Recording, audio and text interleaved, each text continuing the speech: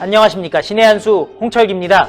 북한의 사이버 테러는 예전부터 있어 왔습니다. 그런데 북한의 해킹이 4.15 총선을 노릴 수 있다는 안보 전문가의 분석이 나왔습니다. 이명박 정부 시절 외교안보 수석실 선임행정관을 지낸 이인배 협력안보원장이 총선을 노리는 북한의 사이버 테러에 대해서 알려드리겠습니다. 안녕하십니까? 네, 안녕하십니까? 예. 이거 정말 무서운 일인 것 같습니다. 네. 총선도 북한이 사이버 테러를 할 수 있다, 해킹을 할 수 있다. 네. 무슨 얘기인가요? 일단 보면 이제 뭐 앞서 홍 부장과 이야기한 것처럼 이제 북한의 사이버 테러 능력이라는 건 세계 3위 정도 되는 수준이에요. 아, 상당히 높네요. 예, 지난해 2019년 11월이었는가 세계에서 해커들 경진대회가 있었는데 그때는 2등했어요. 러시아가 1등하고. 아, 북한이 네. 세계 해커 대회에서 나가서, 네. 경진에 나가서 2등을 했다고요? 예, 그 정도로 뭐 워낙 좀 세게 굉장히 고도의 발전을 하고 있는 그런 상황입니다. 뿐만 아니라 미국의 안보국, 국가 안보국에서도 북한의 사이버 테러 능력이 세계 3위 수준이다라고 이야기를 하고 있을 정도로 전 세계가 지금 북한의 사이버 테러 능력을 인정하고 있는 그런 상황이잖아요. 네. 뭐 지금 우리 국민들께서는 코로나 바이러스 때문에 지금 여러 가지 지금 몸살 앓고 계시지만 또 하나의 바이러스 우리가 조심해야 된다. 네. 예, 안보 전략가는 사실은 눈에 보이는 현존하는 위협뿐만 아니라 있을지도 모르는 위협조차도 우리는 늘 감안해야 되는 것 안보 전문가인데요. 그런 입장에 봤을 때 지금에서는 그런 우한 폐렴 바이러스뿐만 아니라 새로운 신종 바이러스, 그야말로 우리가 이 사이버 바이러스도 우리가 조심해야 될 때다라는 생각이 듭니다. 그것이 바로 이제 북한발 테러라고 사이버 테러라고 생각하고 있는 거죠. 사실 북한의 사이버 테러는 뭐 이미 익혀져 있습니다. 2009년부터 디도스 아시죠? 예. 그래서 디도스 공격을 통해 가지고 일시적으로 차단해 가지고 굉장히 혼란시키고 마비시키는 것이 첫 번째였는데요. 그 다음에는 그렇게 해서 전산망을 교란시키는 걸 첫 번째 했었고, 그 다음에 한 것들은 이제 정보를 캐오는 군사 정보나 국정원, 국방부 등 이제 교란시키는 그런 정보를 또 했었거든요.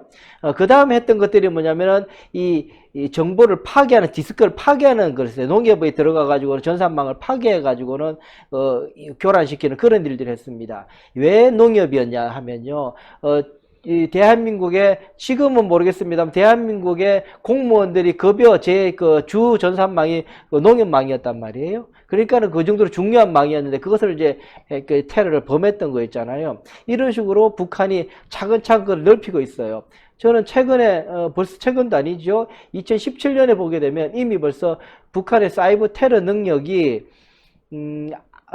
어느 특정 지역은 제가 밝힐 수 없습니다만 아파트 차단기를 공격을 해서 왔다 갔다 할 수 있을 정도예요. 현관문도 오작동을 시킬 정도로 하고 있어요. 오, 대단하네요. 네, 하드웨어 자체까지를 만질 수 있다는 거예요. 하드웨어를 만질 수 있다는 거는 대한민국의 전철 또한 안전하지 않다라고 이야기할 수 있는 부분이잖아요. 그럴 수 있겠네요. 네. 그 정도까지 이제 북한의 테러는 그야말로 우리가 상상할 수 있는 모든 분야에 대해 지금 공격을 가하고 있다라고 지금 볼 수 있는데, 그 중에서 제가 이제 걱정이 되는 건 앞서 이제 홍 부장 말씀하신 것처럼 우리 4.15 총선을 때는데 지금 이 우한 폐렴 바이러스 때문에 그쪽에다가 온 국민들이 시선을 두고 있고 마음을 쏟고 있고 좀 고생하고 있는 상황인데, 그런 싸움에서 북한은 성동격설을 할 수도 모른다라는 생각이 드는 거죠. 그러네요. 일반적으로 북한의 도발이다 그러면은 무력 도발만을 생각하기가 그렇죠. 쉬운데 네. 군사적 도발이 아니라 이런 사이버 도발, 그것도 군사적인 타겟을 대상으로 한 게 아니라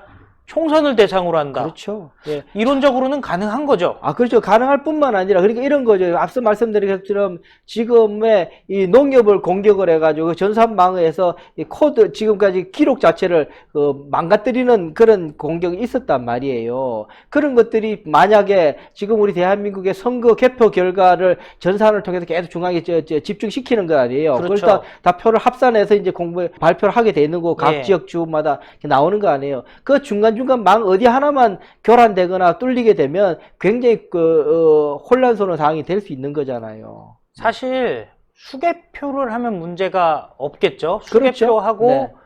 뭐 문서로 만들어서 서로 네. 보내서 더해본다거나 뭐 네. 옛날식으로 하면 그럴 텐데 네. 지금 어쨌든 모든 게 다 전산화가 돼 돼 있는 있고, 상황이죠. 그러니까 수개표를 하더라도 중앙으로 전산하는 시스템은 또 한 번의 전산 시스템을 거쳐야 돼요. 예. 이 모든 이 현대 세계에서는 전산화 시키지 않는 작업들은 지금 없거든요. 그렇기 때문에 그 중간중간에 만약에 그렇게 해서 대조해서 차이가 나서 수정할 수 있는, 보완할 수 있는 기회는 있을 수가 있죠.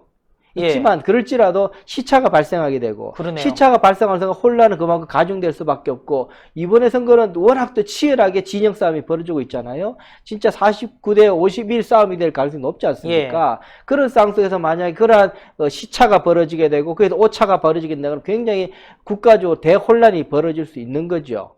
그런 것을 북한은 노릴 가능성이 높다라고 저는 보고 있는 겁니다. 그래서 그런 상황에서 보게 된다면 지금 상황 속에서 여러 가지 지금 병균 바이러스뿐만 아니라 이 바이러스 굉장히 조심해야 되는 세계다라는 생각이 들고 있는 부분이죠. 지금 김정은이 뭐 계속 가는 미국발로는 ICBM 비롯해서 우리가 무력 도발을 신경 썼지만 한국은 사실은 지금 상황에서 별로 지금 뭐 경제적으로 이익이 별로 되질 않는 거예요. 그렇지만 한국은 그렇더라도 일단 친북 정권이 있는 것은 굉장히 중요하죠. 친국 세력들이 남아있는 건 대단히 중요하죠. 그런 측면에서 본다 그러면 북한으로서는 이번 선거에 어떻게 하든지 간에 흔들 가능성이 높은데 앞서 여러 전문가들이 이야기하고 있는 프로파간다, 선거 캠페인을 통해서 뭐 미래통합당이나 이 보수 진영에 대해서 욕을 하거나 여러 가지 루머를 퍼뜨리는 것도 한 가지 있겠지만 저는 근본적으로 원자료 자체를 훼손시키면서 강력하게 공격할 가능성이 대단히 높다라고 보여지는 거죠. 저는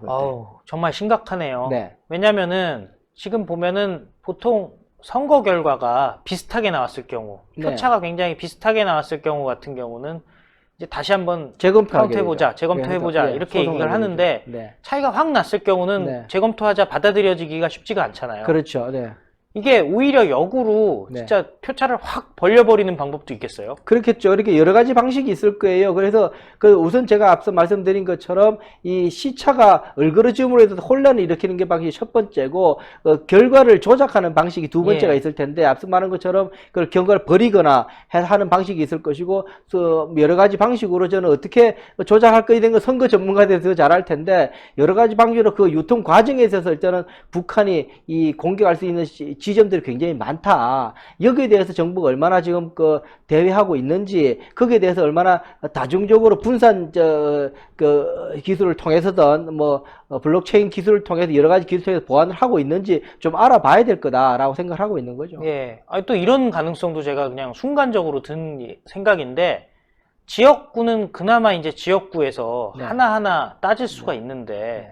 비례대표 같은 경우는 전국 단위 선거가 되죠. 그렇죠. 거기서 정말 눈에 띄지 않는 비율로 조절을 한다면 그렇죠. 한석 두석 바뀔 수 있는 거 아닙니까? 그렇죠. 그것이 사실은 각 지역별로 이제 모여서 가는데 1%씩만 이렇게 살짝만 조정한다 그래도 전국적으로 모이든 큰 수치가 될 수가 있는 거죠. 그렇게 되면 이번 선거 같은 경우에는 그걸 나누어서 일단 비례대표를 나누게 된다 그러면은 판도 확 달라질 수가 있는 부분인 거죠. 특히 이번에 보면 연동형 비례대표제 얘기가 나오고 거기에 캡이라고 해가지고 연동형이 또 상한선이 있지 않습니까? 그렇습니다. 네. 굉장히 산식이 복잡한 상황인데 네. 이거 이런 식으로 1, 2% 바뀌면 정말 큰 일이 벌어질 수도 있겠어요. 그렇죠. 그 사실은 산칙이 얼마나 복잡하냐면 3단계 이상 넘어가는 건 통계학 전문가들도 계산이 어렵다고 지금 손 놓을 정도로 컴퓨터에 집어넣어야지 컴퓨터가 알아서 해야 된다는 정도로 나오는 이야기 아닙니까? 근데 이제 복잡한 상황이고 특히나 이번에는 선거 제도가 바뀐 상황이기 때문에 산식이 어떻게 나온지도 아무도 몰라요. 그런 상황이기 때문에 만약에 여기서 여러 가지 조작이 북한에 의해서 뒤틀어지거나 원소스가 왜곡되거나 한다 그러면 굉장히 치명적이고 여러 가지 그야말로 국민의 민의가 왜곡될 가능성이 있어지는 거죠. 제가 볼 때는 여기에 대해서는 여러 전문가들이 다시 한번 이거는 정치 호불호의 문제지 유불리의 문제가 아니라 이 국민들이잖아요. 국민들의 이 마음들을 생각들을 다 모아야 되는 것이기 때문에 그런 측면에서는 뭐 여야 할 것 없이 그 부분 문제에 대해서 좀 차곡차곡 다시 한번 더 검증을 하고 방안이 무엇인가를 한번 더 검토해야 되는 것 아닌가라는 생각이 들어서 한 번쯤은 이거 짚어야 될 사항이 됐다라고 싶어도 오늘 신의 한수에 나와서 이렇게 문제 제기를 해봅니다. 하나만 또 여쭤보자면은 일반적으로 얘기하면은 망분리하면 괜찮다 이런 말들이 있는데 망분리해도 뚫릴 수가 있는 거죠? 저 원자력 그 발전소 그래도 뚫린 거 아니에요. 망분리 그 100%돼 있는 거잖아요, 거기는. 아, 원자력 발전소도 북한이랑 연관이 돼 있나요? 지난번에 그 2017년 원자력 발전소 가면 뚫렸었잖아요. 네. 그래가지고는 그 한수원에 뚫려가지고 엄청 난리가 났었죠. 그때 한수원 직원이 그것을 이제 망분리가 돼 있는데 USB 잘못 끼다가 그렇게 된 거 아니에요. 그걸 사람의 실수라는 거는 망분리 돼 있다 할지라도 어쨌든 분리된 것 누군가가 그것을 접속을 해서 왔다 갔다 해야 되거든요. 그런 상태에서 USB를 가지고 하게 되는데 그 사람의 실수라는 거는 언제 어떻게 일어날 줄 모릅니다. 사람의 그렇기 때문에 실수. 네, 사람의 실수, 사람의 약간의 부주의 한 번만 일어나게 되면 끝이에요.